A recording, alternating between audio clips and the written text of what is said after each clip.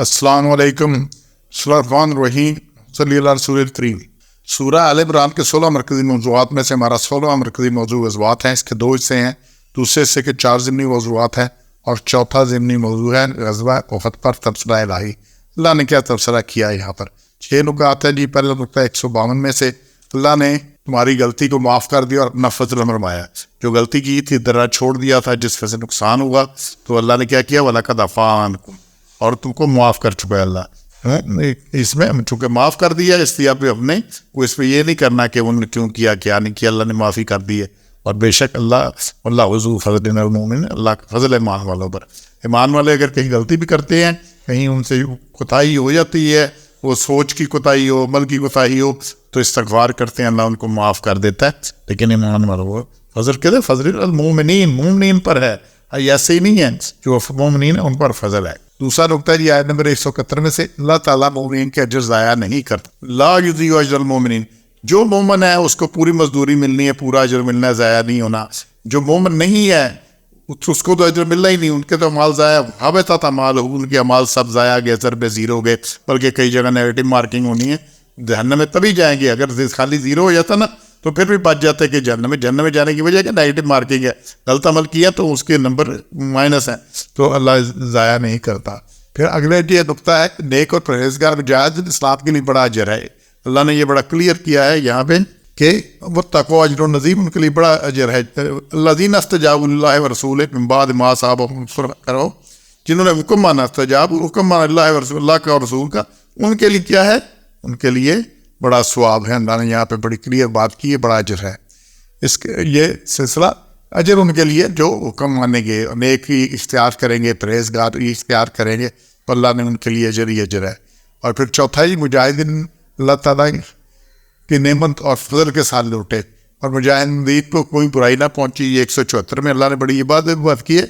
اور اس میں یہ پھر چلے گا 174 میں, پھر چلے گا مسلمان اللہ کے احسان اور فضل کے ساتھ کچھ نہ پہنچی ان کو برائی, اور تابع ہوئے اللہ کی مرضی کے اور اللہ کے فضل کے, جو کہ بڑا فضل ہے اللہ ہے. تو غزوہ احد سے واپسی پر ابو سفیان نے مسلمانوں کو اگلے سال بدر میں مقابلہ کا چیلنج دیا تھا, جسے حضور اکرم صلی اللہ علیہ وسلم نے قبول فرمایا. لیکن جب وقت آیا تو ابو سفیان ہمت ہار بیٹھا, لیکن اپنی خفت اور ندامت کو چھپانے کے لیے مدینہ میں یہ مشہور کرا دیا کہ قریش بڑی زبردست تیاری کے ساتھ ایسا لشکر جرار جمع کر رہے ہیں کہ پورا عرب اس کا مقابلہ نہیں کر سکتا. اس خبر سے ابو سفیان کی توقع کے برعکس مسلمانوں کا جوش اور بڑھ گیا, اور رسول اکرم صلی اللہ علیہ وسلم 1500 صحابہ رضوان اجمعین کو لے کر میدان بدر کی طرف روانہ ہوئے. اس غزوہ کو غزوہ سوی کہتے ہیں. آپ صلی اللہ علیہ وسلم بدر میں 8 دن ٹھہرے اور ابو سفیان کا انتظار کیا. اب وہ آیا کوئی نہیں وہاں پہ. اس پس منظر میں یہ آیت ہے, ابو سفیان وہاں پہ, وہ اس کو ہمت ہی نہیں آنے کی, تو پھر اللہ نے کیا کہ وہ آیا ہی نہیں, تو پھر چلے آئے مسلمان اللہ کے احسان اور فضل کے ساتھ. تو اللہ کے احسان وہاں گئے, داغ بھی بیٹھ گئی, کوئی نقصان بھی نہیں ہوا, لڑنا نہیں پڑا, کچھ نہ پہنچی ان کو برائی, کوئی برائی, کوئی ضعف, کوئی تکلیف نہ پہنچی. اور کیونکہ واتبعوا رضوان اللہ, اور تابعوا اللہ کی مرضی. اصل مطلب واتبعوا رضوان اللہ.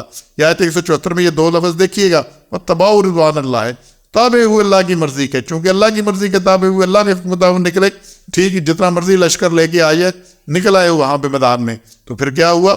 پھر کوئی برائی نہ ان کو پہنچی, کوئی تکلیف نہ پہنچی, اور اللہ بڑا فضل کرنے والا ہے. تو یہاں پہ صحابہ کرام جنہوں نے اطاعت کی تھی چلے گئے تھے, ہر لحاظ سے پیدا میں رہے, اللہ کی رضا حاصل ہوئی, اور اللہ کی رضا جس کو حاصل ہو جائے ہے اسی سبب کہتے ہیں رضی اللہ تعالیٰ, اللہ ان سے راضی. اور یہ سب سے بڑی بات ہے کہ اللہ ان سے راضی ہو جائے. اس سے اللہ راضی ہو گیا, کامیاب وہی ہے. اور جنگ چونکہ ہوئی نہیں, ابو سفیان آئے ہی نہیں, تو پھر جنگ کی سختی سے بھی بچے رہے, اور دشمن مروب ہو کر بدر پہنچا ہی نہیں. اور مسلمانوں نے احتیاطی قافلہ وہاں سے گزر رہا تھا, اس سے خرید و فروخت کر کے مالی فائدہ بھی حاصل کیا. تو فائدہ ہی فائدہ, مجاہدین کو کوئی برائی بھی نہ پہنچی اور فائدہ بھی پہنچا. اور اسی کا اللہ نے لکھا ہے کہ کوئی فائدہ نہ پہنچا بلکہ فضل کے ساتھ ہے, اللہ کا فضل بھی ہوا. اور پھر چھٹا نقطہ ہی, اللہ تعالیٰ مہاجرین و مجاہدین کو جنتوں میں داخل کرے گا. اچھا, یہ تو جو فائدے پہنچے نا, یہ اللہ کہ دنیا کے فائدے, یہ تو اس کے لیے اصل فائدے کا ہے وہ آخرت میں. اللہ نے کہ کوئی وہ مرد عورت ہو, پھر وہ لوگ والذین ہاجروا واخرجوا من دیارہم, جنہوں نے ہجرت کی اور نکالے گئے اپنے گھروں میں, اوذوا فی سبیلی, اور اللہ کی راہ میں ستائے گئے, قاتلوا وقتلوا, اور لڑے اور مارے گئے, لا کفرن عن سیئاتہم, البتہ دور کر دے گا اللہ ان کی برائیوں کو, ولا ادخلنہم جنات تجری, انہیں تعین کرے گا جنت کے نیچے, جنت جس کے نیچے نہریں بہ رہی ہیں. یہ بدلہ ہے اللہ کے ہاں اور اللہ کے ہاں اچھا بدلہ ہے. تو اللہ نے وعدہ کیا ان کو کیا جنتیں ملیں گی. اب دنیا میں بھی اللہ نے کہا ان کو فائدہ ہے, دنیا میں بھی داغ بیٹھی.